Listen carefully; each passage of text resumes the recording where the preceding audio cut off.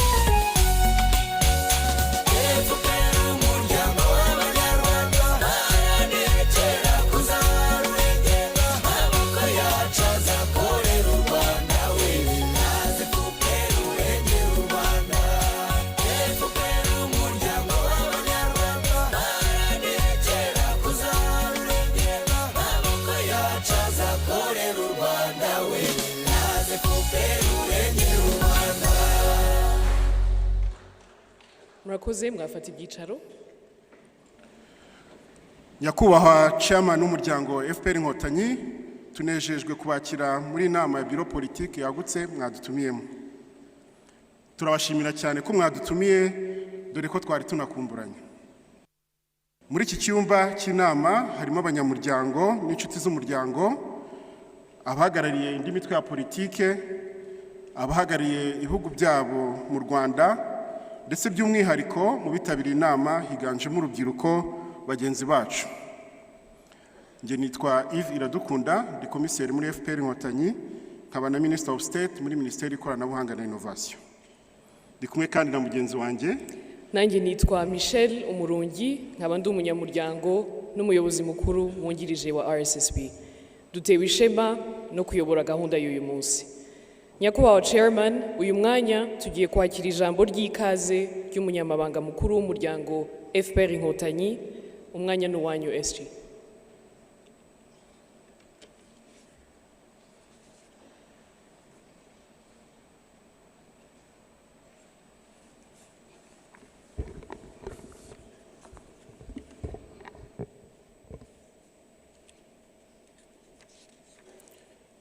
Nyakubahwa perezida wa Repubulika, mukaba na chairman w'umuryango wacu FPR inkotanyi, banyakubahwa bayobozi bakuru b'umuryango FPR inkotanyi, banyakubahwa bayobozi bakuru b'inzego nkuru z'igihugu cyacu, banyakubahwa ambasaderi muhagarariye ibihugu byanyu mu Rwanda, banyakubahwa bayobozi b'imitwe ya politiki ikorera mu Rwanda, banyamuryango mwese mwaturutse mu mpande zose z'igihugu, mbanje kubasuhuza.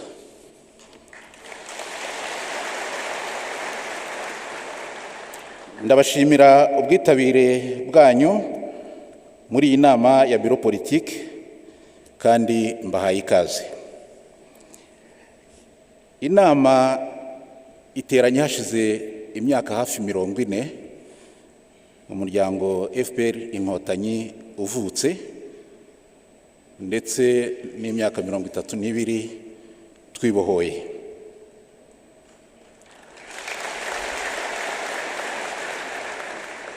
Muri iyo myaka yose urugendo rwo kubaka igihugu rwaranzwe no gushimangira ubumwe bwacu nk'abanyarwanda, kwimakaza ibiganiro mu kwishakamo ibisubizo, guharanira umutekano no guhora dushishikajwe n'iterambere rishingiye ku mutungo bwite w'igihugu cyacu, kimwe no guhora duhangayikishijwe no gusigasira ibyagezweho. Kurondora ibyiza byinshi byagezweho siyo gahunda y'uyu munsi gusa. Imibare igaragaza ko icyizere cyo kubaho mu Rwanda ku banyarwanda cyamaze kurenga imyaka 70 kuva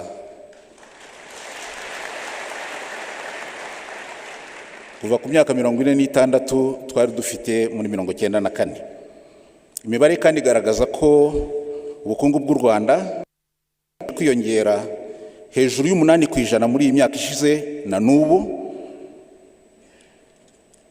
Iyo ntambwe ntawabihisha, nyakubahwa perezida wa Repubulika, tubikesha ukureba kure kwanyu muri gahunda zitandukanye n'icyerekezo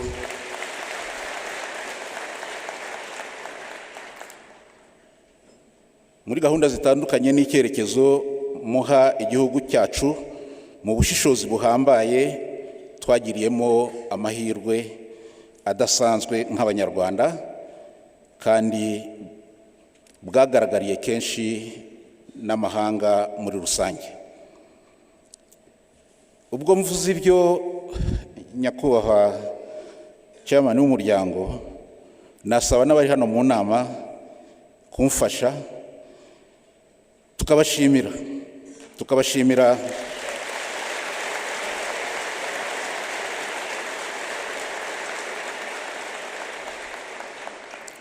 tukabashimira nanone inshingano nshya muherutse guhabwa zo kuyobora komisiyo y'umuryango w'abibumbye ishinzwe ubwenge buhangano.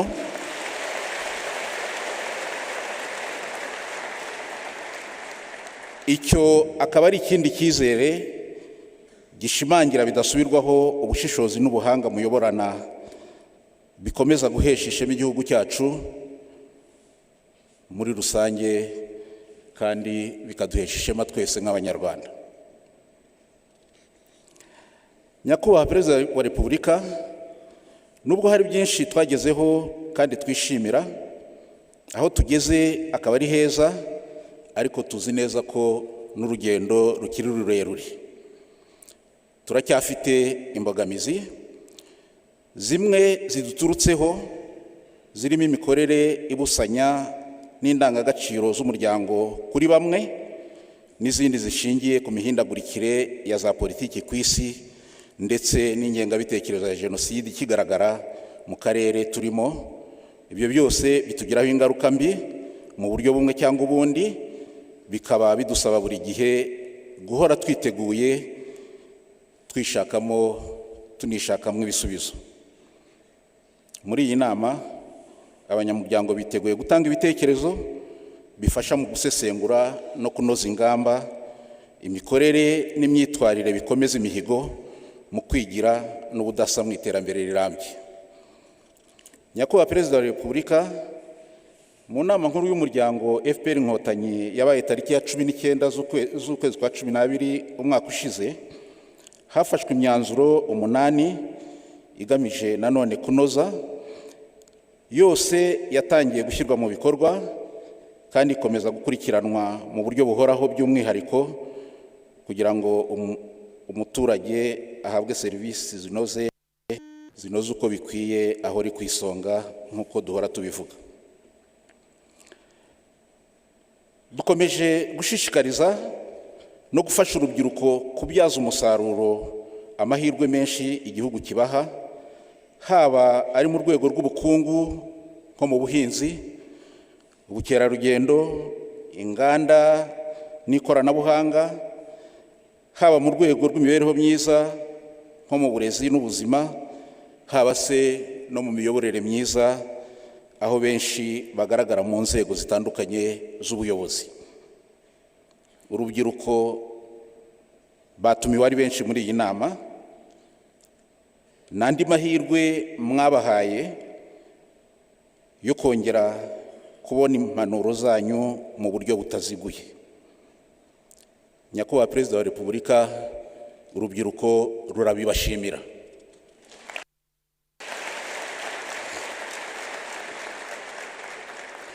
Ibi byose kandi bishingira ku mpanuro nziza muhora muduha zigamije kwigira no kwishakamo ibisubizo nk'uko tuza kubyunguranaho ibitekerezo muri iyi nama, inama igamije gusigasira icyerekezo cy'umuryango n'igihugu muri rusange. Iyi nama kandi, Nyakubahwa Perezida wa Repubulika, nagira ngo nibutse nk'uko byavuzwe ko yatumiwemo uretse ingingo ya 57 y'amategeko agenga umuryango wacu ateganya, yatumiwemo abayobozi bakuru b'igihugu cyacu, yatumiwemo abahagarariye ibihugu byabo mu Rwanda ndetse n'abayobozi b'imitwe ya politiki ikorera mu Rwanda. Ni inama yingajemo urubyiruko nk'uko twabivuze, hafi 60% y'abari hano ni urubyiruko, byose bigamije kugira ngo dushyire mu bikorwa ibigamijwe byo kubaha amahirwe yo kongera kubona impanuro zanyu bahibereye. Ngana mu gusoza, twiteguye twese nk'abanyamuryango gushyira mu bikorwa impanuro mutugezaho n'imyanzuro y'iyi nama. By'umwihariko abayobozi bose bari hano bazarusha ibikorwa bibera mu midugudu batuyemo, kuko nibyo bifasha kwihutisha ishyirwa mu bikorwa n'imyanzuro y'inama nk'iyi ndetse n'iby'ibyemezo n'ingamba bitandukanye bya guverinoma bishyirirwa mu bikorwa mu midugudu. Mu gusoza, abanyamuryango, nagira ngo nongere mbasabe mumfashe dushimire Nyakubahwa Perezida wa Repubulika akaba na chairman w'umuryango wacu umwanya utagira ukusa yatugeneye. Murakoze.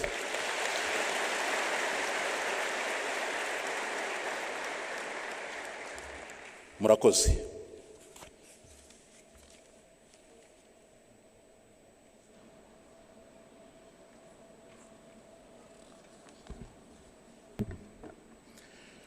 Dushimire Munyamabanga Mukuru ku ijambo.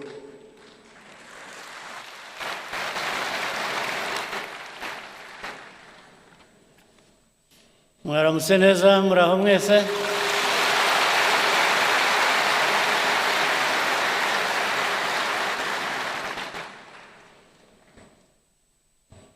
Vice Chairperson,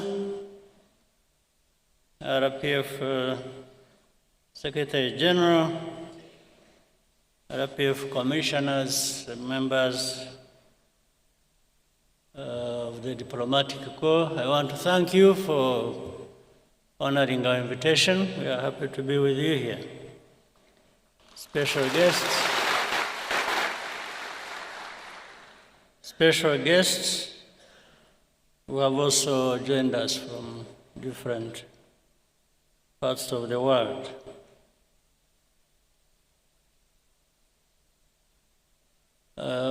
Ndabashimira kubera ko ngira ngo ubutumire bwabaye mu gihe gito, ariko ndabona byitabiriwe n'abantu benshi mwakoze kuza.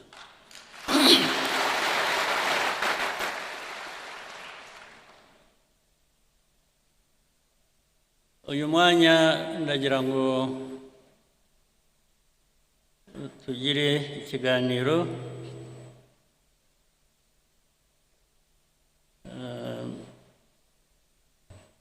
ndababwira ibyo ntekereza ku bintu byinshi, ariko ndahera kuri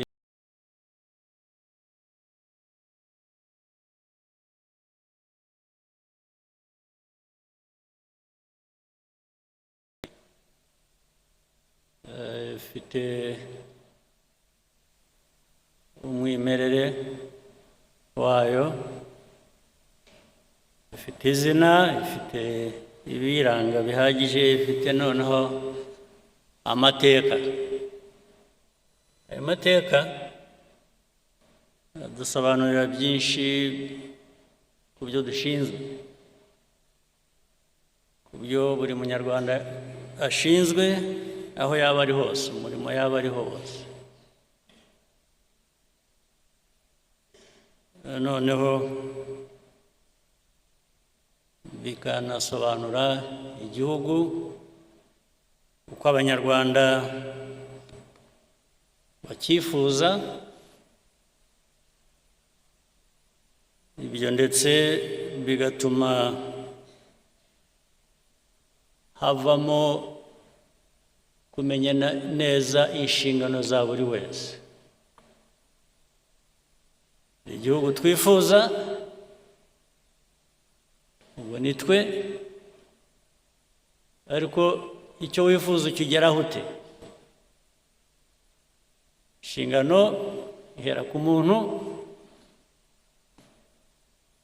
ikarangirira kuri twese, twese hamwe, buri muntu umusanzu we yazanye.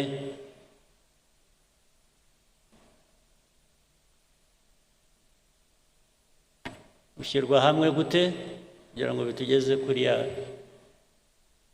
ntego twihaye n'aho dushaka kuba turi. Ibyo rero ni imvugo gusa, kandi duhora tubisubiramo, ndetse twanabiririmbye, baririmbye FPR. Ariko ibyo byose twabikora twagira, hari ikigomba kugaragara ku banyarwanda no ku Rwanda. U Rwanda ruvuye he? Rugeze he? Rushigaje iki kugira ngo rugere hahandi ruvuga ko rwifuza kuba ruri? Ibyo niyo wakwivuga ukavuga ibyiza byawe, ukavuga ibyo ugezeho, ibyo wavuga byose hari igipimo, hari igipimo cy'abantu, cyane uhereye ku banyarwanda. Rimwe bazavuga batari ko ibi ngibi abatuyobora, aba bayobora RPF, abayobora igihugu muri rusange, ubwo hagiyemo n'abandi batari RPF, ibyo twivuga twe ko bitatugeraho, ko tutabibona, ko ndetse icyo gihe n'abandi bo hanze bagomba barabivuga, bavuga bati u Rwanda ariko rugeza cyangwa se ntiruragera. Ndetse icyo gihe bikabamo no kumenya ikibazo mbese ni iki. Abantu bifuza kugera aha hantu heza, ariko ko tubona bagishigaje urugendo rurerure kugira ngo bagereyo, habaye iki? Iki cyabidindije, n'iki cyatumye bidashoboka? Buri wese buri gitondo ukuramutse ujye wibaza icyo kibazo, wibaza ikibazo cy'aho tugeze bijyanye n'inshingano twihaye twebwe. Wibaze ndetse ushaka ibisubizo icyo abanyarwanda ubwabo bavuga ko bameze bijyanye n'icyifuzo cyabo, cyangwa se aho babasezeranije kubageza.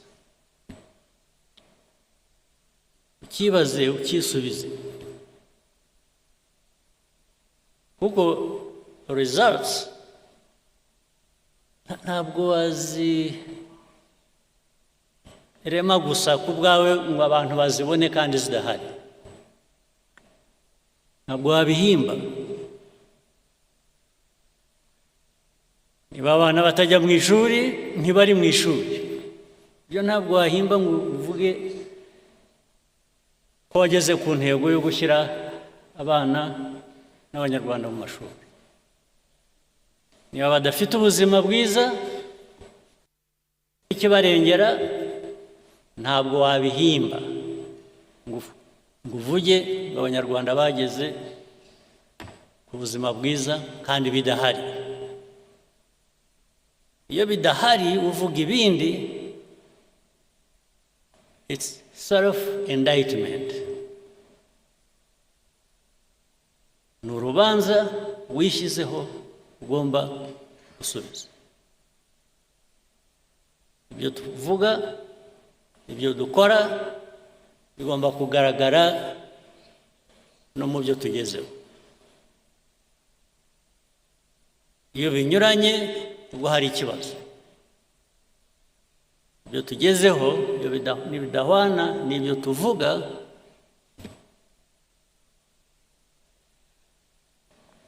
n'ibyo dukora, hari ikibazo. RPF rero uyu mwanya tuba tubonyeho iki kiganiro ni ukutwibutsa, ni no kugira ngo twisuzume, umwanya wo kwisuzuma. Uwisuzuma kandi iyo yibeshye cyangwa iyo abeshya, ingaruka zabyo zirahari. Niwisuzuma ugasanga nta ndwara ufite, wari uyifite, iyo ndwara irakwica.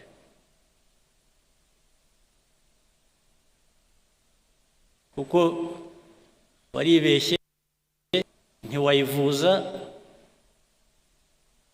cyangwa ntiwayivura, iraguhita. Indwara mvuga rero wivura cyangwa wivuza, izo ndwara zirahari. Hari indwara wivura, hari n'indwara wivuza. Indwara wivura ni ukuvuga ngo igisubizo, umuti uri muri wowe. Uribaza ukavuga utari ko inshingano jyewe mfite ndazuzuza. Ntabwo ari ikibazo uzabaza abandi nabo bafite izo nshingano. Iyo udahereye aho ngo wivure iyo ndwara wowe, wibaze, wishakemo ibisubizo by'ikibazo ufite, nta wundi wabikuvura. Iyo ndwara tugomba kwivura nk'abantu, nta wundi wayituvura. Niba utuzi inshingano wahawe uko bikwiye, inshingano ufitiye igihugu, ingaruka zabyo zo zirahari kandi ziri no kuri wowe. Indwara wavurwa n'abandi ni ikibazo ushobora kuvuga uti ariko iki gihe singifitiye ubushobozi, reka nshake uwamfasha cyangwa uwo twafatanya gushaka umuti w'icyo gisubizo. Ubwo nabyo birashoboka kandi bibaho. Ariko iyo utabikoresheje, iyo udahagurutse ngo wowe ushake uwo mwafatanya kugira ngo mukemure ikibazo cyakurenze, nacyo ubwo wa muti utahaye cya gisubizo, cya kibazo wari ufite. Ibyo rero ubundi abantu bavuga RPF cyangwa bavuga andi mashyaka cyangwa bikajya muri politiki gusa, politiki ikaba rwaserere bikaba ibintu bimwe. Politiki yo numva ya RPF ni uguhangana n'ibibazo tugashaka ibisubizo, nta yindi politiki.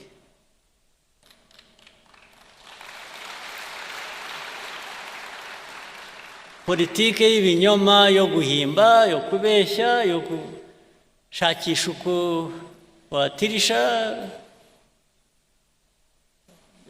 bimwe mwita gushushanya rimwe na rimwe,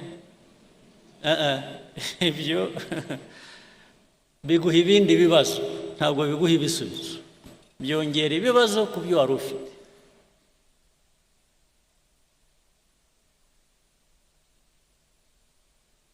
Ikindi nacyo kuvuga ngo no mu mibanire uko tubaho hagati yacu cyangwa se hagati yacu n'abandi, ndavuga u Rwanda n'abandi, nujya gufatanya n'abandi urabanza wowe ukumva ikikurimo ufite n'iki wowe utanga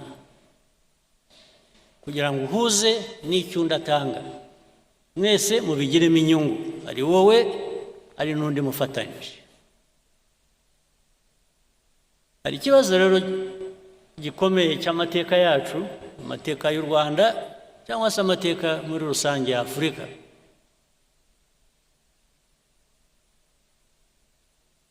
Iteka dusa nk'aho twebwe ntacyo dufite dushyira ku meza ngo dusangire n'abandi. Duhora dushaka ko abandi bagira icyo bashyira ku meza, twe tukaza tugasangira nabo. Rwose hari politiki imeze ityo, imaze imyaka n'ibintu birebire cyane. Niba ushaka uwo mufatanya, uwo mwakuzuzanya, gira icyo shyira imbere nawe uvuga uti reka twuzuzanye. Ni nacyo cyatumye mu mibanire yacu n'ibindi bihugu n'ibindi bice by'isi duhora turi abo kugabirwa, gufasha, kuzanuka. Rwose twemeye umwanya wo kuba turi aho tuganya, dukeneye, dutegereje uwatugoboka. Baraboneka, abo bagoboka baraza rwose baraza, ariko ikibazanye ni imbabazi bagufitiye. Kubera iki? Kubera iki bagufitiye imbabazi? Kuki? Mujya mubibaza, babafitiye imbabazi barabaha kubera iki?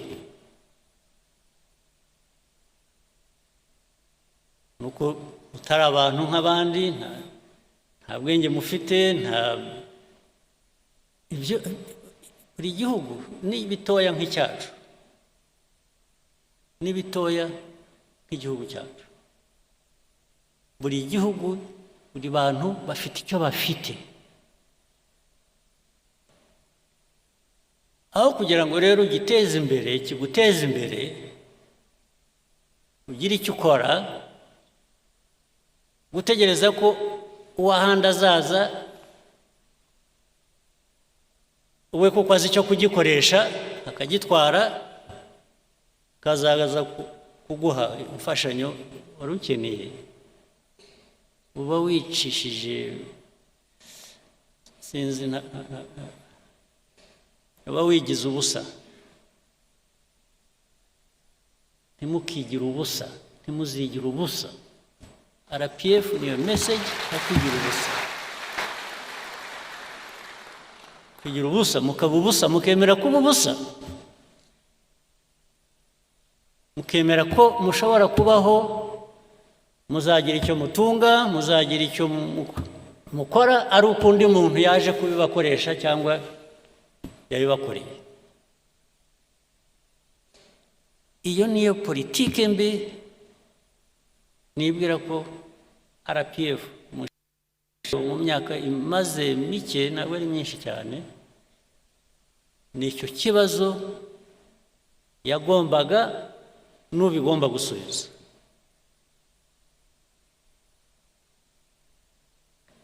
Ibibazo tumaze kunyuramo mu Rwanda mu mateka yacu, musubize amaso inyuma mwibuke, ndetse n'ubu ngubu n'uyu munsi u Rwanda rutaha ngo rugire icyo rwikorera rwigezaho, ubu muba muri ubusa, muri ubusa. Ariko abo kudufasha, abo kuduha ibyo dukeneye, abo kutugaburira bo barahari, baba baraje bakatugaburira. In fact baraje buzuza gukora, nabyo turabibashimira. Ukuzuza ugerageza gukora ni byiza, ariko udahereye hahandi ho kugira ngo wowe ugire icyo ukora, ugire icyo wigezaho, hinduka ubusa.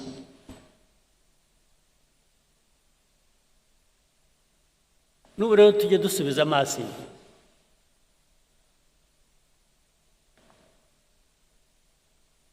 kuko bigenda bituganisha n'ahantu nyine duhurira n'abandi, haba mu karere, haba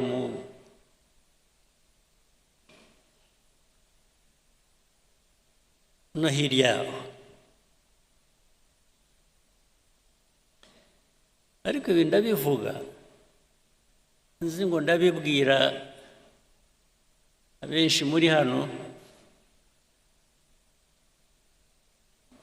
muri bato, ni urubyiruko.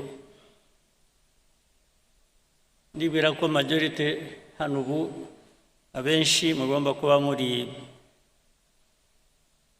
hagati y'imyaka 20 na 45.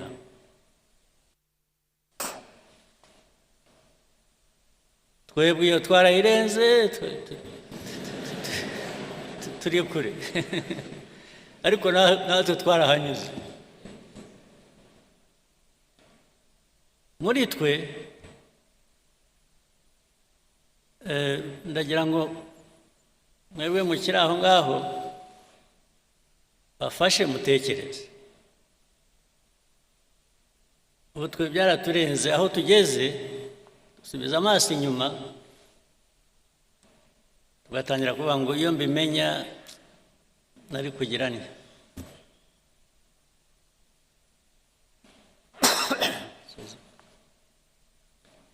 Mba naragize ntya, nari kugira ntya, ariko too late. Twaragiye. Ariko mwebwe ntimuzategereze kwibaza icyo kibazo karabaye. Ni ubu ngubu, sinaho.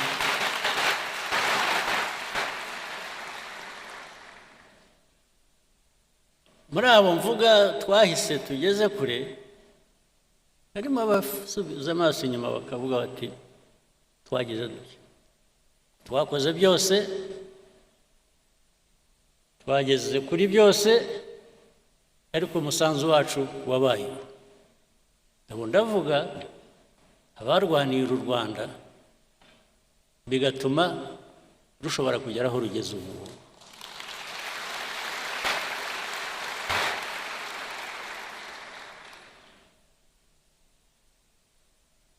Now it is your time.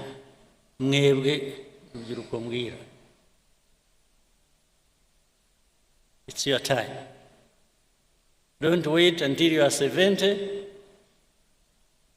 and then you start asking yourself, what did I do? I wish I knew. I didn't. No, ndakubwiye. Ubyumve ushake uko bigenza n'usohoka. cyangwa wenda bamwe murabikora. Naho igihugu dushaka kubaka, njya numva of course bigezweho mu rubyiruko ni vibes. Bigeze kuri vibes. Vibes nanjye ntabwo nzanze. Good vibes ntabwo nzanze, ariko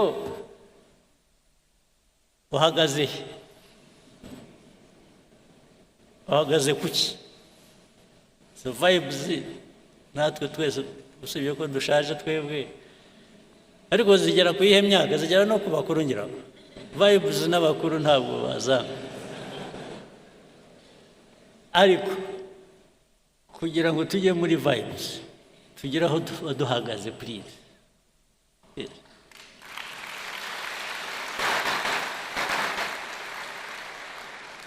Don't invest in vibes. Invest on the foundation, in the foundation where you can now vibe.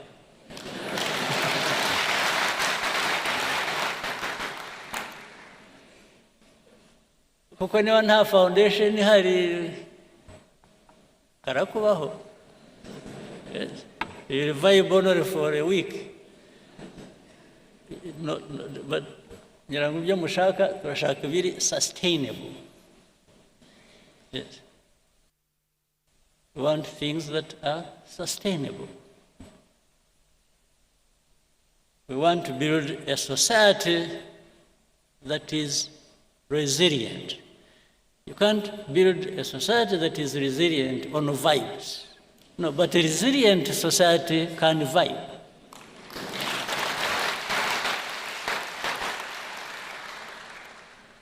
Isn't it? So it is a daily responsibility mukwiriye gutekereza. Ni ikintu mukwiriye gutekereza buri munsi. Ntuhore ufite impungenge ariko ejo nzamera nte, nibucya ndaba meze nte. Uhora ufite kuko stress nugira ikibazo uhorana cya stress, jya umenya ngo 50% ni wowe, you are the responsible person.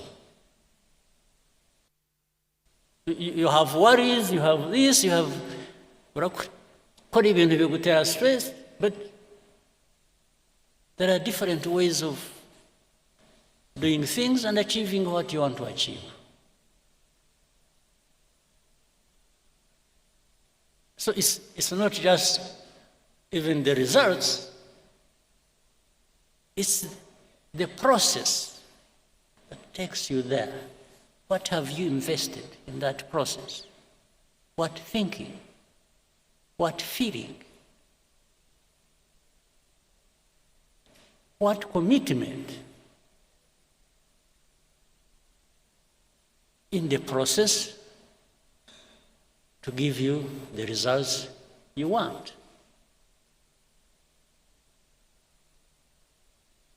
How kintu kikora hanabuze.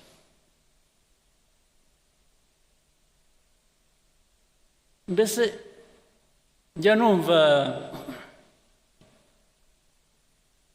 hari abantu bagibwamo n'umwuka. Umwuka ubajyamo ni uwuhe? Ntubabwira gukora iki? You just mugira umwuka gusa, ntugira umwuka gusa utagira icyo uvanamo, uragera aho uhere, umwuka wagera aho ugahera. Umwuka abagibwamo n'umwuka ibyo bazanira ni ibiki? Umwuka, I have no issue with the umwuka, but must have something in it, tangible, that touches my life, that transforms my life.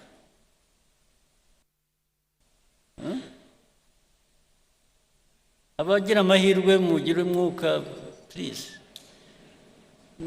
ujye bahira ariko ntibigarukire kuri mwe iwe wagiwemo n'umwuka w'amahirwe wagize amahirwe wowe kuki utawusangira n'abandi nawe ukabageza mwese mukawusangira kuko nukugeramo wenyine ukawugumana ariko nabwo icyo mvuga ntukabe imvugo gusa bijye mu bikorwa njye nimbona mu bikorwa bihari ushobora kureba byaturutse ku mwuka nanjye ndawifuza nanjye nzagana aho ngaho ariko the measure ni what is it that has been delivered? What is it that we can touch and feel and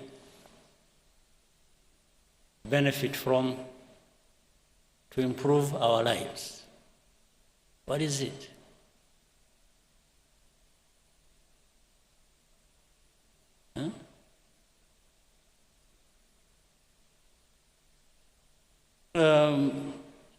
So mwebwe abatoya rero again igihugu kibategerejeho ni byinshi kandi iyo mvuga igihugu ntabwo ari ikindi nimwe igihugu you're actually waiting for yourselves. Yes, nimwe mwitegerejeho the future. Ariko ya process navugaga na wa mwuka ni iki?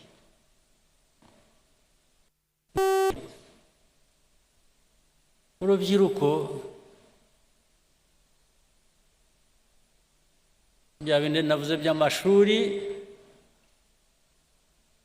n'ubuzima, ugomba kugira ubumenyi ukagira n'ubuzima, kuko niba mudafite ubuzima ubumenyi buzakumarira iki?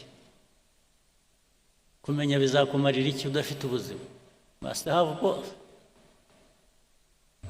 And it is easy to have both if you have made the choice to have both. It can't be one and not the other. You must have both. Ni nkuko ku rundi ruhande rumwe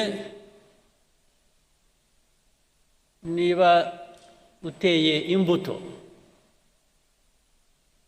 ni nko kurera ni nkuko utera imbuto igiti kigakura ukajya uhora ugiha ibyangombwa gikeneye kugira ngo gikomeze gikure gifite ubuzima. Namwe abantu hari kwa kumenya nimwe mukwiriye kuba mugerageza ibishoboka byose mubugereho, ndetse bitari ukubugeraho gusa mushobore kubukoresha kubageza ku byo mwifuza.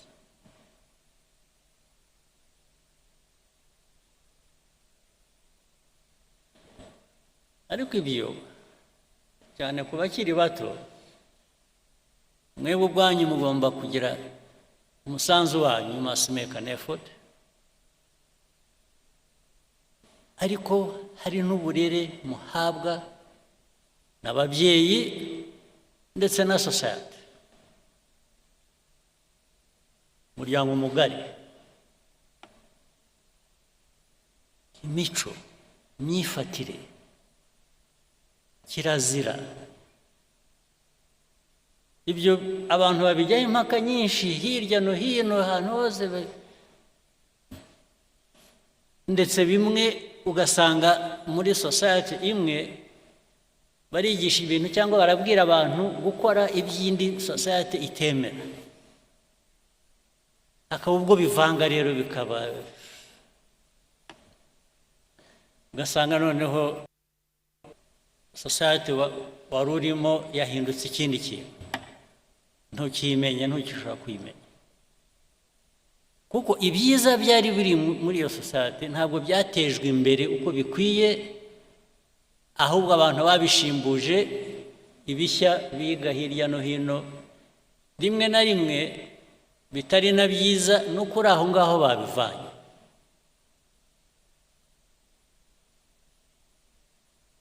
urubyiruko kubarera ni ngombwa kwirera ni ngombwa kwirera ni ukuvuga ngo wowe urahitamo icyo wifuza urahitamo icyo ugomba gukora ariko urubyiruko rukura ruri aho ya resilience navugaga se tuzayivana he muri aho muri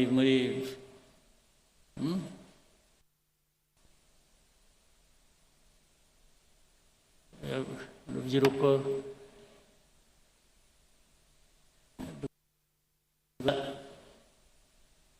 ibi asanga ngo ni ubuzima usanga maze ibiyobyabwenge by the way ndabishyira hamwe byose ni inzoga n'ibindi bikomeye ntiriwe mvuga muzi ariko reka jye mbivuge mwe ntimujya mubivuga aho bibera ishyano bijya muri benshi ariko ntawe ubivuga hari ikiyobyabwenge cy'inzoga hari ikiyobyabwenge kindi bijya mu mutwe gusa bikaba ibi ni ibiki bitabi n'ibi drugs ya numva amakuru bajya bambwira ko bibarimo bitari bike ndababwira kandi ibintu byamamaye bifite bamwe mwabyigiye hano abandi mwabivanye hanze bigendera hasi biranyerera ntabwo bijya biboneka ariko ibyo uko abihisha kose abo birimo hazagira uko bigaragara byanze bikunze ariko uko bigaragara kwa mbere nimwe byangiza ubirimo mbere na mbere yuko bikangiza na communities muri rusange ariko biroroshye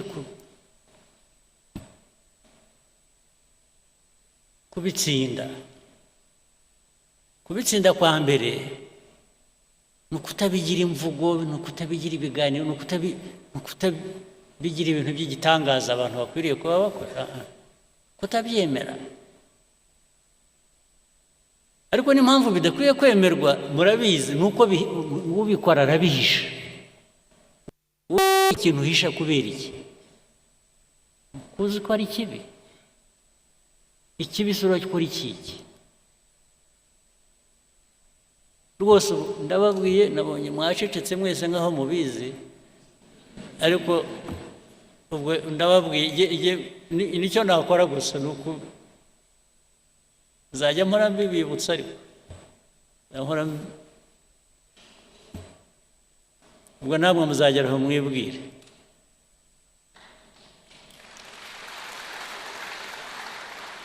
icyo mbivugira ni iki urubyiruko tubatezeho bya bindi nabanjirijeho nimwe mwakiza u Rwanda rw'ejo uko tugenda dusimbura keretse niyo iyo mission mutayishaka it's a different matter ni bamwe mutabishaka mwaravuze okay ndetse hari aho mwageragera ngo muka urubanza kubababyaye ngo ariko se ubundi ndi hano ubundi mwashyize hano kubera iki ukabwira ababyeyi bawe mwambyariye iki ariko ibyo ntabwo ari urahari ibyo ari byo byose baravuze ugomba gukora effort yo kuba muzima not just for yourself ariko no ku bandi kuba muzima bikagira n'inyungu ku bandi bitari wowe gusa icyo tubatezeho urubyiruko mwebwe mu bishya u Rwanda rwifuza yamumva ibintu bavuga bya innovation murayumva iravugwa buri munsi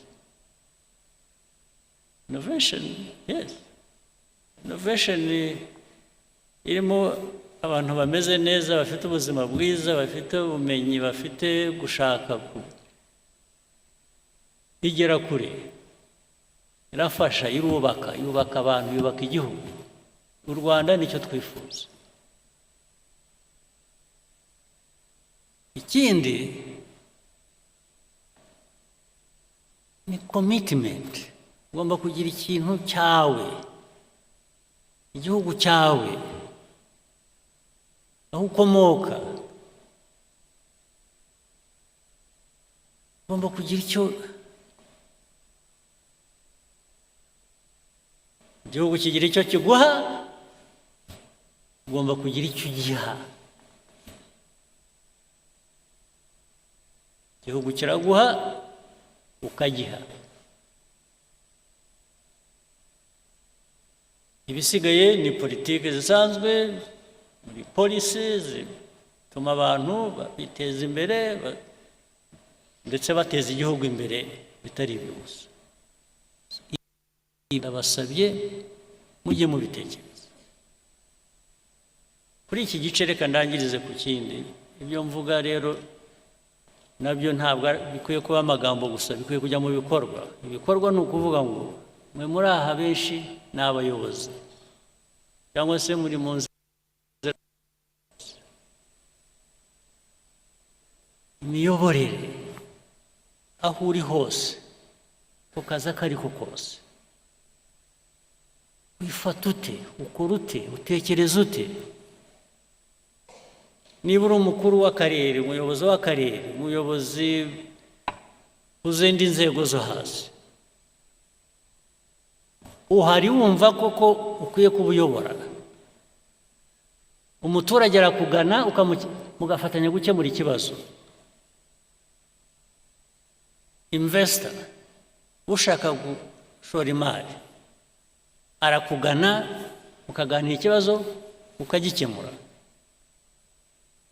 cyangwa umushyira aho ngaho ukamubwira gutegereza kandi muri uko gutegereza ngo yibwirize agire ukuntu atunganya inzira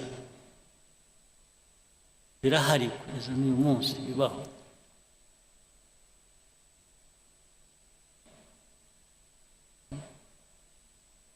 ahariho hose ntabwo ibyo bikwiye kuba biba ninde ejo bundi bambwiraga hari umuntu kubera ko nkatuye ndi hafi aho kuri Muhazi umuntu wavuye hasi waje akora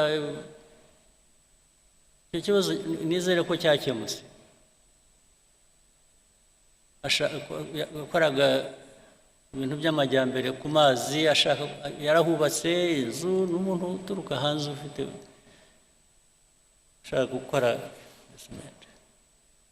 shyira ubwato ku mazi ashaka kugira ngo yubakwe aho buzajya buparika umuyobozi w'aho ngaho ati noti ushobora kubikora bijyaho ariko biza kumenyekana ko yashakaga ko abanza kumutugira kugira ngo amwemerere abantu bari hano cyangwa baturuka muri ibyo bice bagomba kuba babizi ibyo mvuga urumva umuyobozi harimo abayobozi bazakora batyo bicaye hano cyangwa bakora batyo umenye ngo icyo ni icyaha ubundi tudakwiye no kukubabarira twakumenye. Ibikwiye ibijyanye na RPF, ibijyanye na politiki nshya y'igihugu cyacu kubaka dushaka kubaka, ntabwo bijyanye. Abayobozi bari hano ndababwira ngo niyo nshingano yacu gukurikirana n'ubuntu butoya nk'ubwo ngubwo buzana umwuka utari. Ibindi ni imikorere yacu muri rusange, serivisi ahantu hose uko zitangwa, uko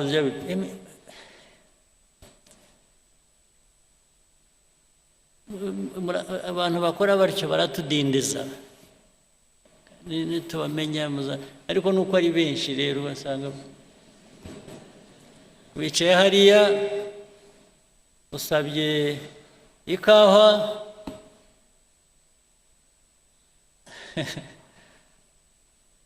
n'abaza bakakubaza ishyushye ikonje.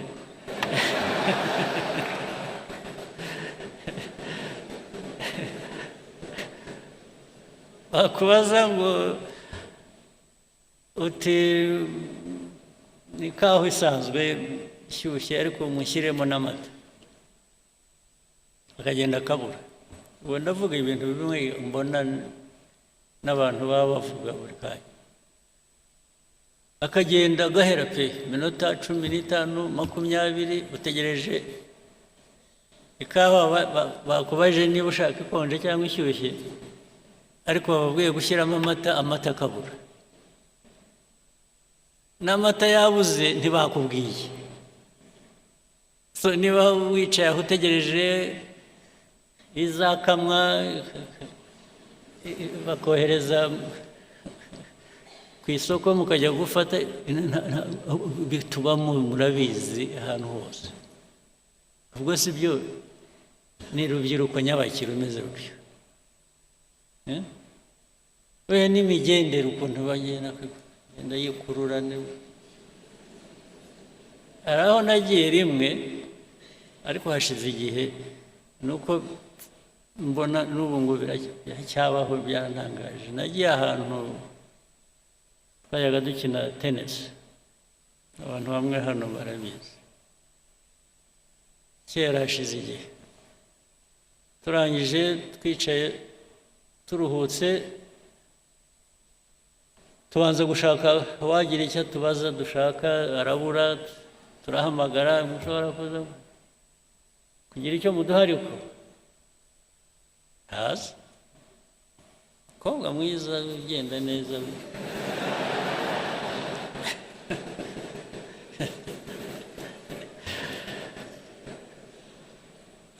aza afite opena mu ntoki, aho azatugereraho yaba mbonye arahamenya, arampobera.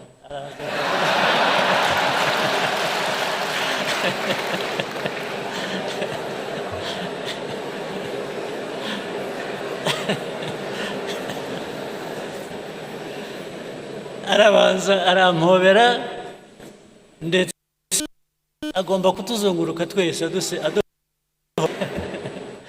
n'abandi turi kumwe bose abanyuramo. Ndamubwira ko se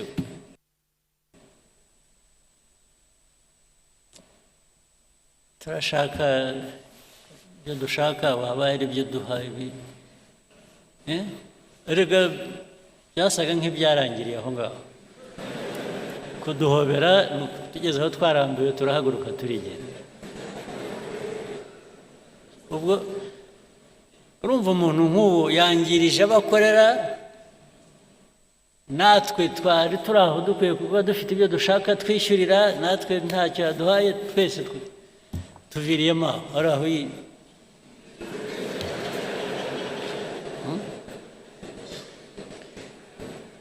ubu koko mwumva. Ariko se mwe noneho society, igihugu mushaka kubaka cyaba kimeze giti? Ni ikihe? Okay, reka ibyinshi ariko hari abandi muri mwe benshi bakora ibintu bizima rega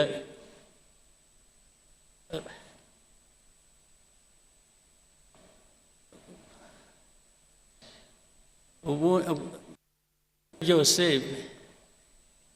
ibigaragara ni ibitari bizima niyo benshi baba bakora ibyiza ariko hakabamo abantu bake bemerewe cyangwa bakora ibintu bibi bya byiza ntibiba bikigaragara ni nko gufata amazi ikirahure cy'amazi ugashyiramo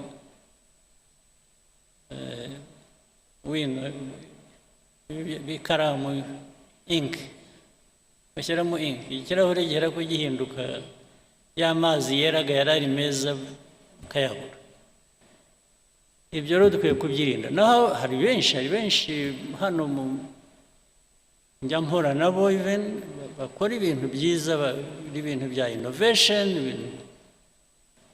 ndetse bihindura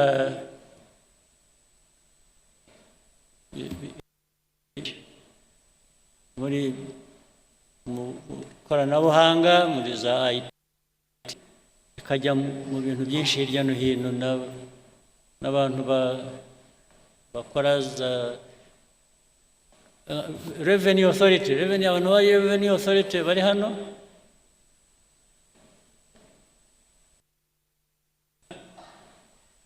ngira ngo hari innovations nyinshi zibageraho cyangwa mu byazi zituma ushobora gutobora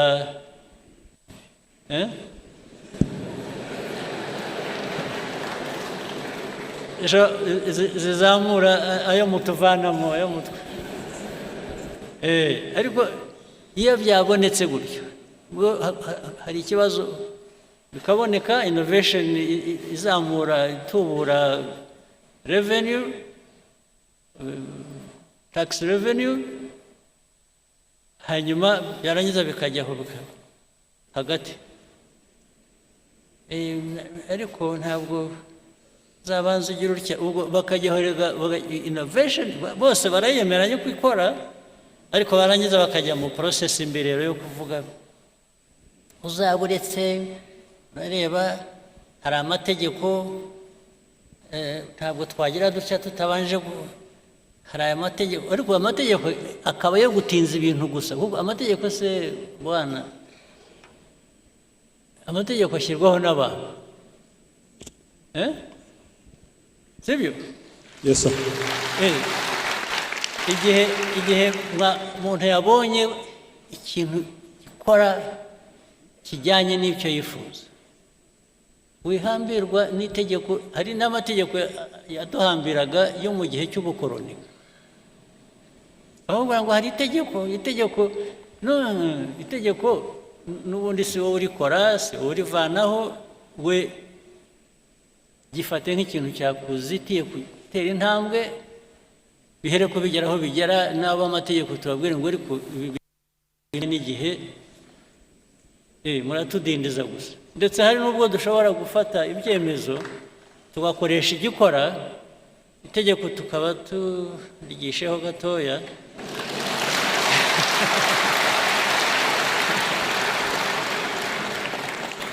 kugeza igihe rizahindukira ariko bitatubujije kugera ku nyungu twifuza iyo process niyo process ijyana n'igihe abantu bagezemo ntuhambirwa keretse dufite ikindi kibazo cy'uko abantu benshi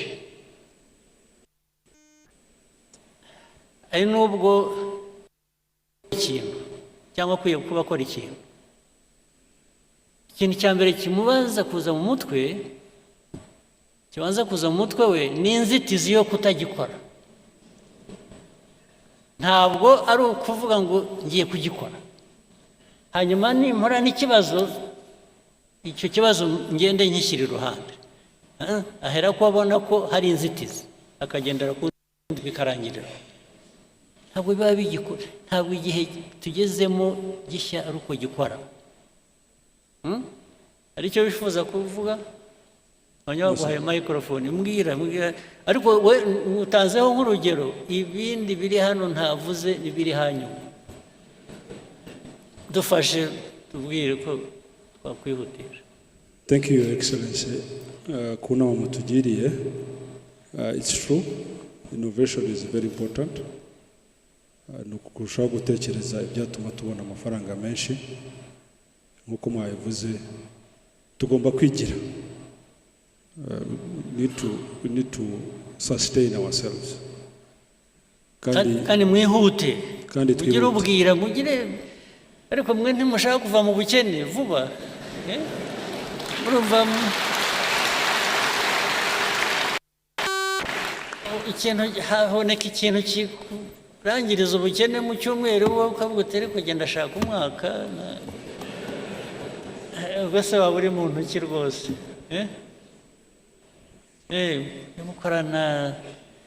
gukorana umwete kandi ntabwo bivuze kwangiza ibikorwa. It doesn't really mean sacrificing anything that you shouldn't. Sibyo?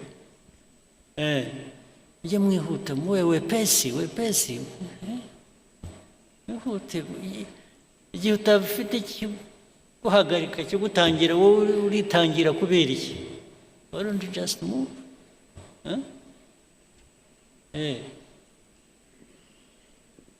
Bimwe mwita kurasa ku ntego. Ntimukarase hafi ku ntego. Keep straight. That's what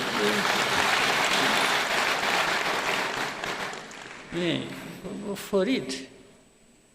Nawe wumva uri satisfied uko sibyo? Yes, sir. Okay, asante. Now, let me take you to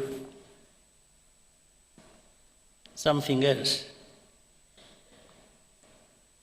I'm sure you can guess. It's now the other politics other than RPFs. Geopolitics, regional or whatever. Because it affects us as well a lot.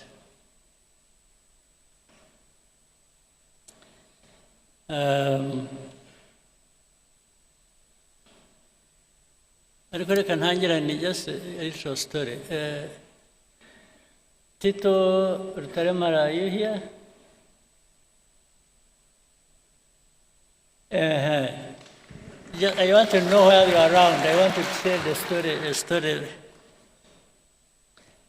You know, in actual fact, igihugu cyacu kivuye kure. Ewe, ntikiravayo neza. Turacyavayo. Acyari byinshi. Impamvu mvuze Tito, it's a bit of our history ijyanye na what happened to us, the genocide, the tragedy. I want to build on it to tell you some other things. The genocide that happened, there are indications of things that happened as far back as the 60s. That continued. Nubwo we also have people who would say it's an exaggeration, really nothing happened. Or what happened, I think, was bound to happen or should have happened. We still have that conversation, unfortunately. But I wanted to say something. I don't say it a lot. It comes to my mind once in a while. And Tito, you were one of those twari kumwe in 1991 in Paris. Mu nama na Paul de Joux.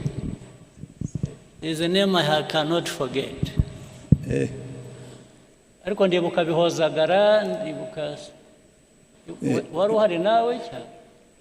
Oya, ariko ahubwo naje mbere. Twarahagusanze. Niyo mpamvu na confuse. Abo najyanye nabo mu nama ni bande? Hari Bihozagara wari wazanye na Dr. Nande? Dr. Ndahiro. Dr. Ndahiro, but I remember we were like 5 people. Okay, but at least we told you the story immediately after the meeting. Yes, I remember. Sit down. 2 things happened. And I'm saying this because recently something else came up that was a bit disturbing.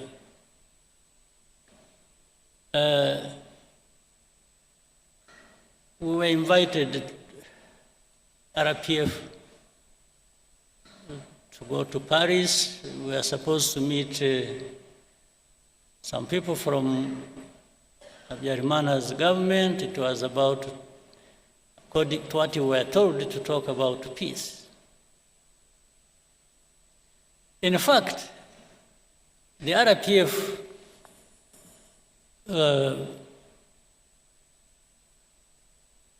for which I was chairman, vice chairman then, insisted I should not go. Because they are saying, you know, with all these things happening, and that was 91 September. Was it 91 or 92? 91 September. It's the end of 91. Eh? The end of 91.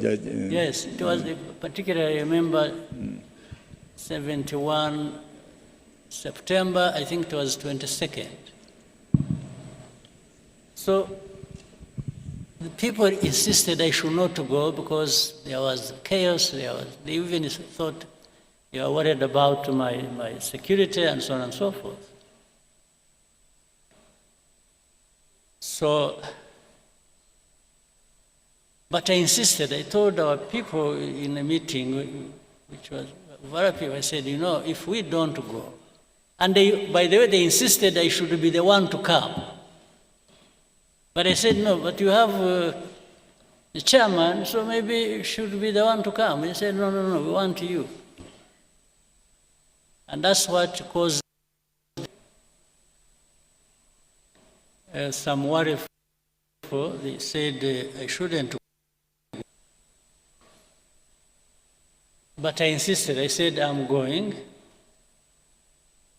Because if I don't go, if we don't show up, we will never be understood that you think we are just there fighting and we don't want peace. So I went there. A couple of things, quickly, I got something else. When we arrived, we had a meeting. It was in the morning. I met a couple of people. One was a man who was, I think, a director general in foreign affairs in France. And that man was called Paul de. I followed him. He even later on became ambassador to Mexico, then went somewhere, and then he's now an old man like me. He's 90, must be 90 something, 96 or something. So when we met, I met him, I met Mitterrand's son. I was almost beaten up for not pronouncing the name well. I'll tell you that. So in the meeting, this man, Paul Dejoux, kept poking his finger in my face. You must stop fighting. So I tried to explain. I said, you see, it's not that we enjoy fighting. We are not fighting just because we like fighting. we are fighting because I went into the history and so on. So he insisted. again. Then in the conversation, it got heated up. I actually got a little bit upset. I answered back in a way. Then he said, no, you must stop fighting, because if you don't, even if you take Kigali, you will not find your people. This is what he told him in a meeting. So at first I couldn't understand, I didn't understand what this man meant. You will not find your people. But directly it meant they will be killed. So anyway, the meeting happened, got finished. It was not a good meeting. And as we were going out, he accompanied us in the corridor, and then he said,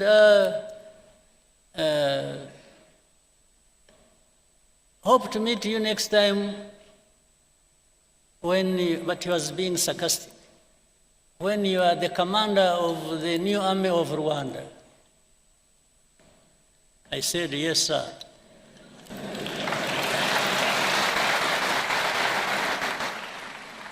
I said,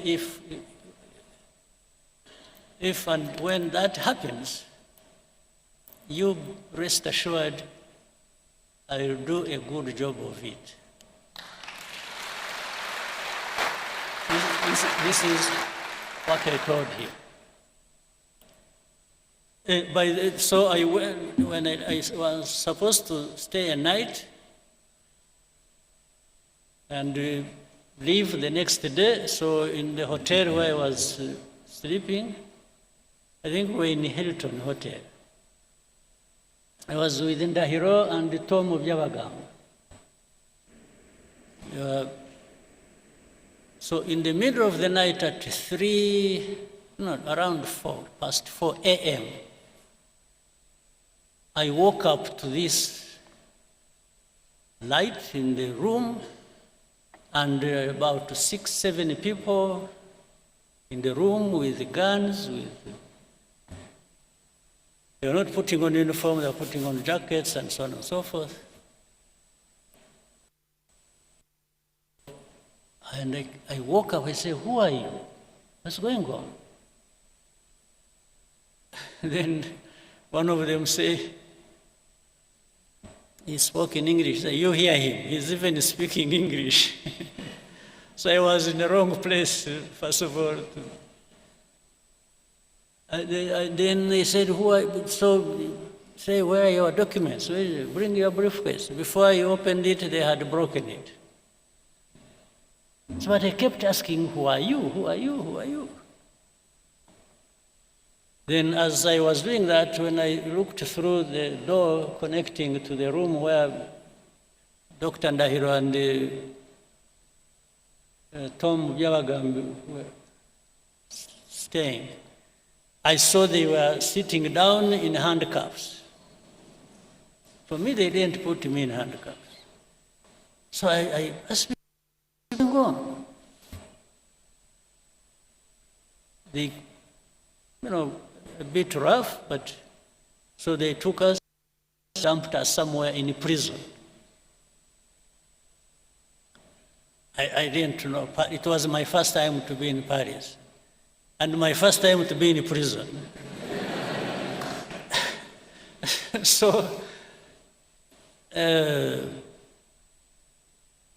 hopefully the last. Since that time, I haven't been to any other prison. So they put us in the lock, somewhere down in the basement of some building, and left us there. Then later on, people showed up around 3 o'clock. In fact, why I remember that Bihozagara was around, they didn't know where we had been taken. I don't know how. They were assisted by some people in France whom they knew. Then we saw Jacques Rabunal and Bihozagara. There was a very good friend of ours called Carbonal, a French guy. They showed up in that basement in your prison because I think they had known where we were and they had tried to give us food. I refused to eat. I told them I'm not going to eat anything in that prison. So they brought us bread, I remember, and milk, pints of milk and bread for us, because we had refused to eat prison food. Then they even wanted to interrogate us. Well, they did. They wanted to to use a polygraph on me, the lie detector. I refused. I told them I'm not going to have a lie detector at all. I said, if they want to kill me, then go ahead. In the end, they said, whom did you meet? I mentioned that man. Then said, who else? I said, Christopher Mitterrand. He said, no. Who told you he's called Jacques Christopher Mitterrand? So, so they told me, repeat. I said, no, I'm not going to repeat. I said, I'm not the one who gave him his names. So anyway, in the end, at around 8 o'clock, they released us, and that night I left. I drove from Paris to Brussels, where I was to take a plane the next day and come back home. Now, I'm telling you this story. The fact that somebody actually implied that something happened to our people, meaning even if you take Kigali, you will not find your people there. You will not find them alive. Then later on, connecting that with the history, with what happened eventually, I could not but conclude that was the meaning. They were privy to what was going to happen. Now, in the most recent thing, let me now switch to something next to us and the recent. And, you know Rwanda has had many problems in the region, and especially with the Congo, for all these years. Actually, we said we are here as almost all the 32 years have been problematic. And when you look at the story, these genociders who went to Congo, by the way, whom we had the opportunity this last time, when was it, 2 weeks ago, or how many weeks? When we had the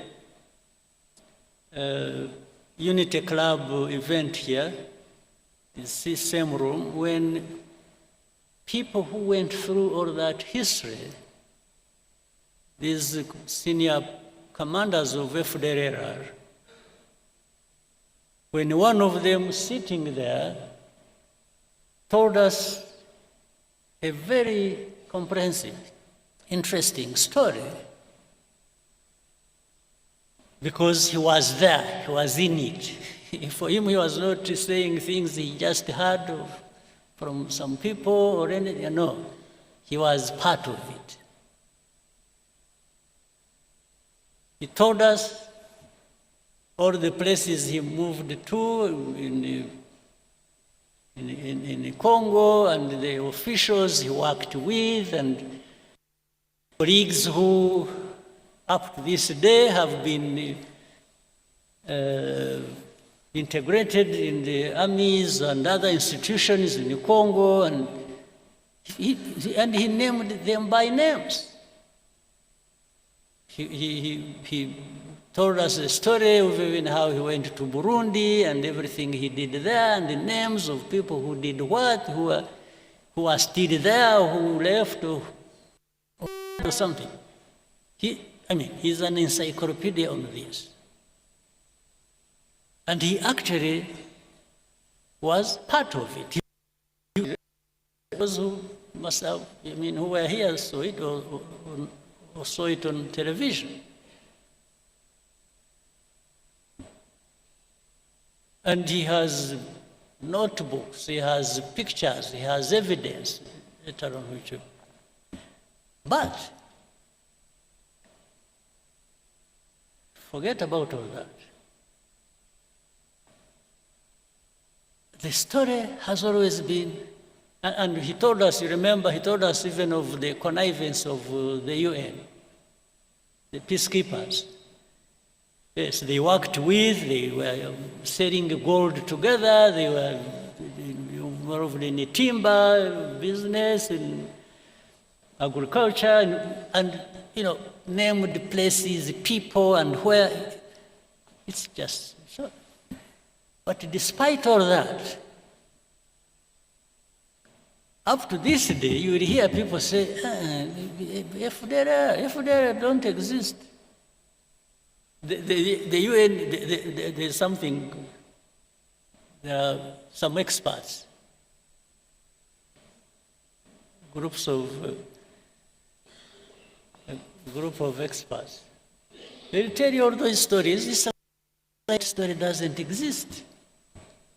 Or if they say it, they'll say it so lightly that you should believe it doesn't matter. Okay.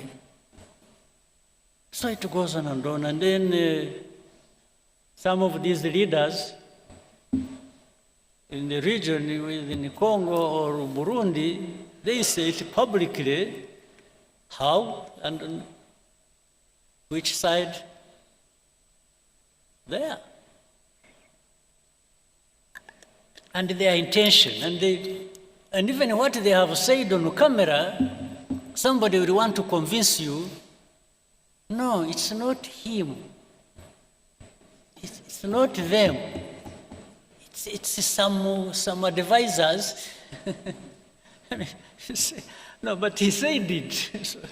Whether it is an advisor who wrote it on a paper and the president read it, it is no longer advisor, it is the man who read the thing. So they will keep you telling you this. So now, not even for a bit, I don't believe, ordinarily, I don't believe in conspiracy theories. I really don't. But when you have people,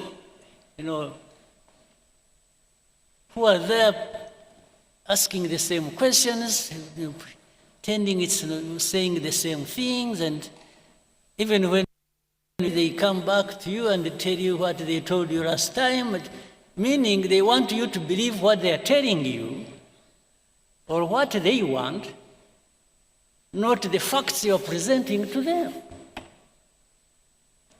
So it's really like saying, better change your mind and start seeing it like I see it. Anyway, all this has resulted into what we have now.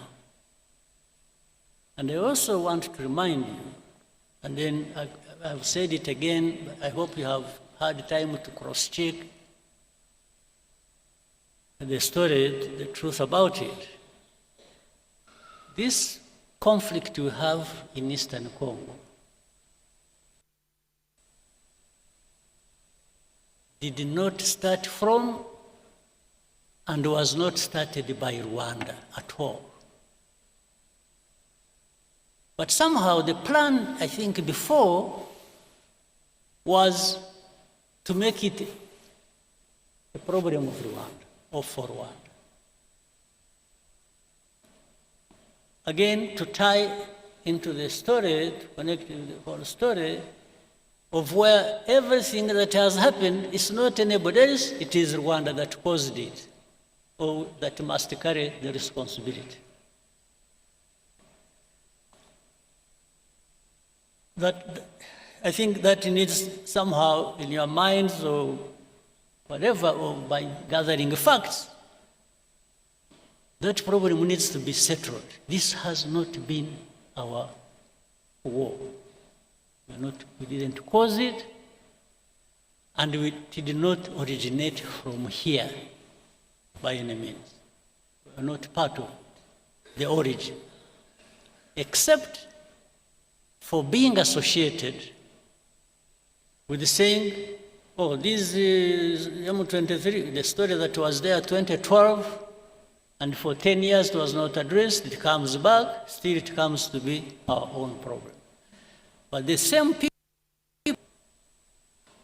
in fact, one time we were in Nairobi, we had a meeting with the heads of state at the beginning of this conflict. I had opportunity to ask President Tshisekedi in the same meeting. I said, President, how has this become Rwanda's problem? How has it become? This is not anything started by us or from Rwanda. Why? He just hesitated, and I told him, I asked him, I said, are you aware of the fact that actually that whole rural areas, those areas around, have more or less been taken over by FPR, and they even marks and collect taxes? He hesitated and said, yeah, he has heard about it. This was his answer to me. I said, so what do you think FPR is there doing? And why do you allow them to be there? And we have asked you to work with you to address that problem together. You have refused. Now, before that was over, another president offered an explanation, and where those people originated from when they went to fight in Eastern Congo, saying it came from started from his country. So, and every time I brought up this issue with the people, I said, why did you make this Rwanda's problem? It is not Rwanda's problem, it is the problem of Congo and their own people, and it only becomes our problem when it comes to FPR that must be sorted out. One way or the other, either you sort it out, you Congolese, or the UN that is employed there, and there are thousands, you address that problem and stop them from invading our country, or we will sort it out ourselves.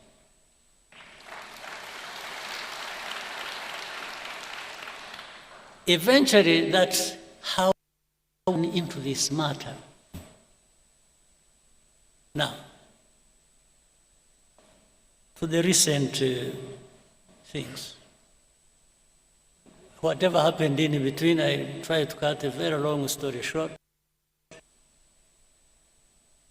A lot of manipulations started happening.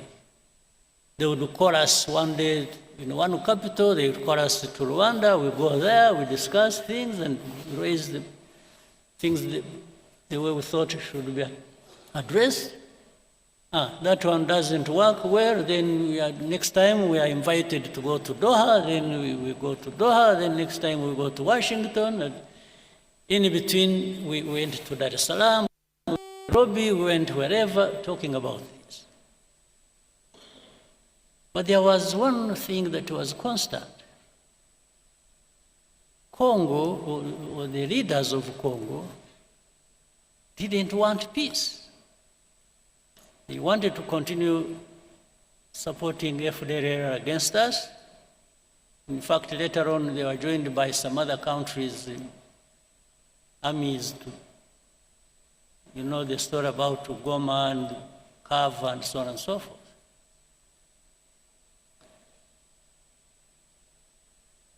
So, but we told them, just help us deal with FDLR, and for us, we will not. But in the end, something came up. By the way, you should also, it's like even now when we talk about removing defensive measures and so on and so forth, which I'll come to later, they say Rwandan troops must pull out of Congo and so on. And so we say yes.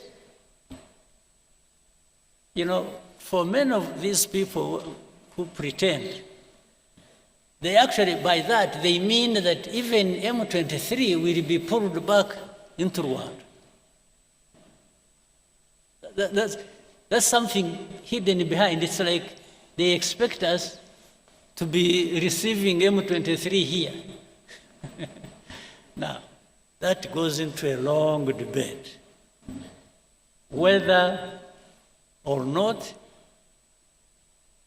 and how these people are Congolese or not. That's now. And I always tell them, no, this is a story of me, because how they became Congolese, how whatever happened in Congo and between Congo and Rwanda, as of those years, I was not. So I don't know.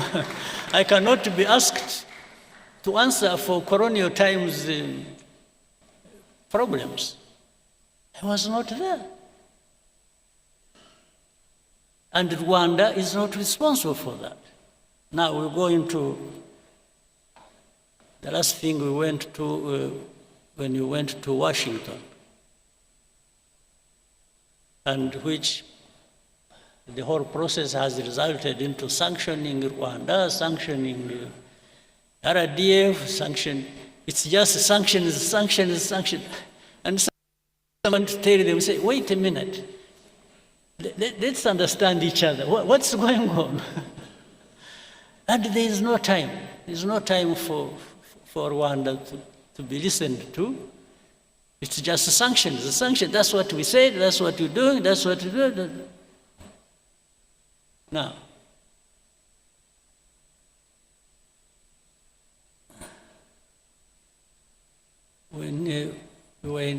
before we went to DRC, to DC, Washington, DC, on 4th of December to sign an agreement,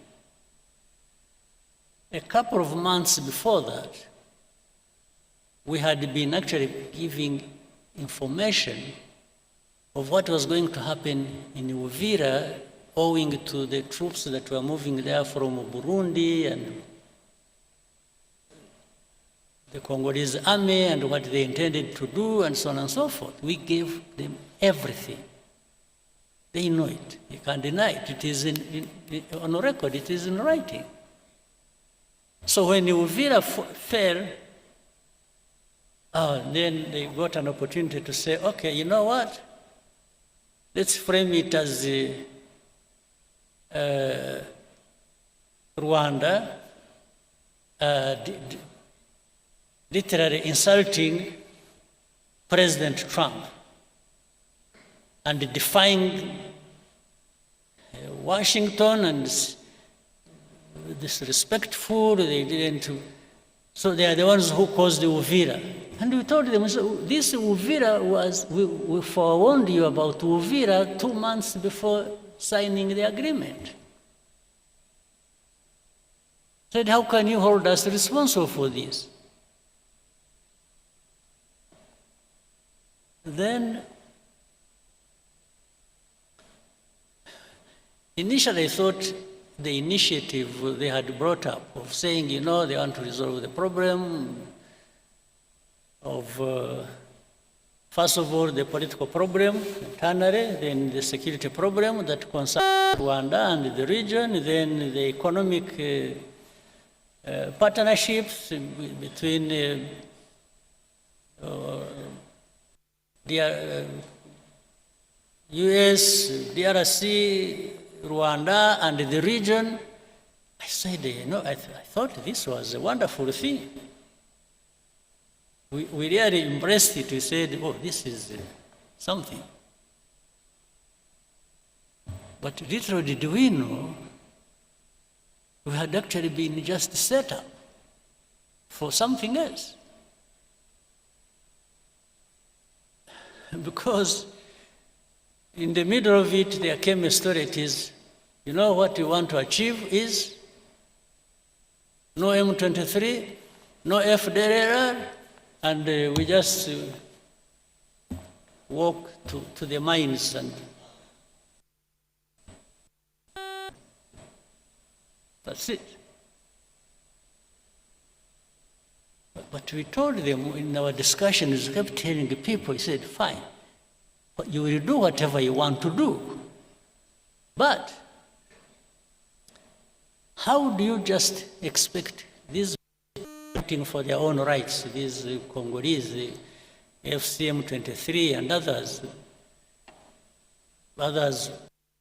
they are on the ground fighting, the others are fighting politically all over the place, as you have seen, including the religious leaders and so on and so forth. I said, how do you just all of a sudden think you will wish away all of this without actually addressing some of the root causes? He said, no, because we can't. Oh, then the mercenaries came in. These are the second round of mercenaries. You know, there are first mercenaries who even came through here and were transported back. Other mercenaries came in the background, and they were the ones, somehow they converge with the policy on the region and on resolving this problem. They are the ones dictating, and I think these are the ones who are supposed to finish. But this, while the initial thing was to finish FDR and finish M23, this time it has become finishing M23, not FDR. FDR because they are working with the same people and working with the government of Congo. Now, all these facts, they are known. But the complication of this, the world politics and the geopolitics, is that there are people who think they just dictate what the truth should be and what should happen, and for the rest you just shut up. That's what is going on. Today, what is going on is if you raise an argument, you say, oh, you know what, I'm going to sanction you. that is the argument. Now, something I shouldn't forget, I said I was going to, because of the story I brought up earlier. In the recent weeks and months, we have heard of the killings and the fighting that has been going on in a place called Minembwe, around the Minembwe area. This is a place home to some Banyamulenge or some other.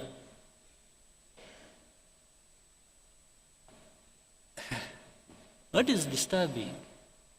At the beginning, when even in our argument, when we told them what is really happening on the ground and telling the people telling the powers that be what was going on, and say people are being killed, they are being, drones were firing at them indiscriminately. In markets, in the churches, many people died. Maybe, hopefully one day people will go there and investigate and will find the truth. But what was disturbing was that in that same conversation and argument, somebody says, don't bring up that issue, it is none of your business. So which for me looks like, it's like the story of Paul de Joux. It's like that those people being killed for their identity and anything is none of your business. Shut up We are going to kill them anyway. I mean, I'm just calling a spade a spade. It's like, shut up. It's none of your business. They didn't even say, are you sure they are being killed? Or are you creating a story or what? No, it's like, that's none of your concern. But if it is not my concern, maybe it should be yours. Why are you not concerned? And things keep getting worse and out of control every time.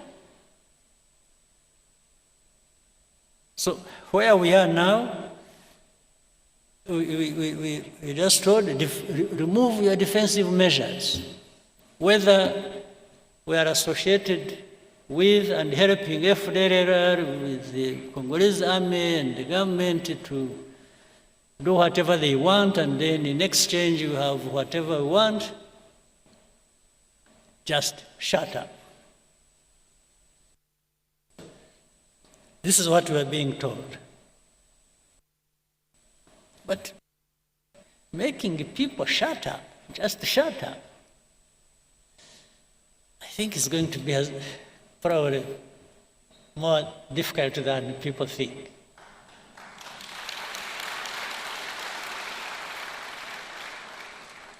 To say we will support those who want to come and kill you, or like they killed you last time, or we will handle it the way we want, so shut up. Well, I only shut up when I'm dead. That's when I'm coming.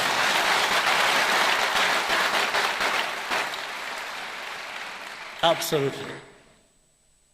That is the only way to make me shut up. That's it. For the belittling everything and making it look like some people's lives are just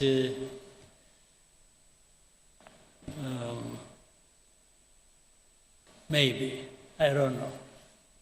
It's not my politics. It's not RPF's politics.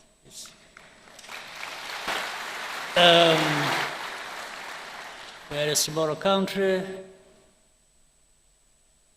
very insignificant in many ways. You can do much harm to us, granted, but boy, wishing us away is not a big thing, it's not a small thing. Wishing us away just to say disappear. They were saying they will make disappear FPR, they make disappear M23. By extension, they were saying even you, Rwanda, will make you disappear. Well, I can't invite it. I don't wish to have such a thing. But when it comes, when I have not been able to avoid it, I think they'll find.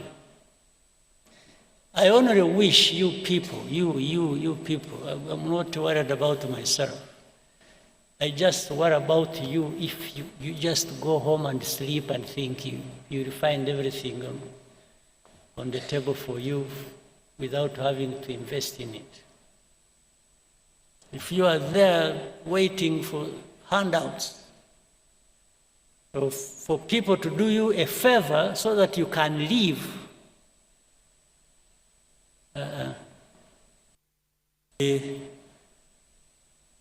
very sad and absurd, and it will be a lot of our time and value wasted. I hope that will not happen.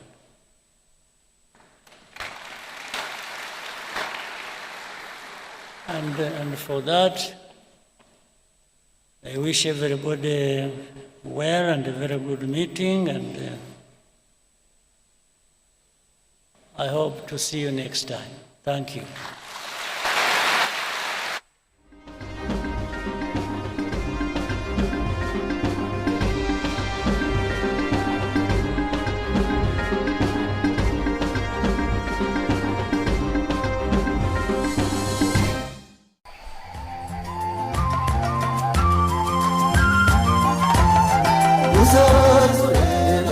Uzazure u Rwanda rw'abanyarwanda n'ukuri kw'Imana mwe zunguru y'amarembo shenge ruragerwa uzazure u Rwanda rw'abanyarwanda n'ukuri kw'Imana mwe ruragerwa abahungu ruragerwa abakobwa we uzazure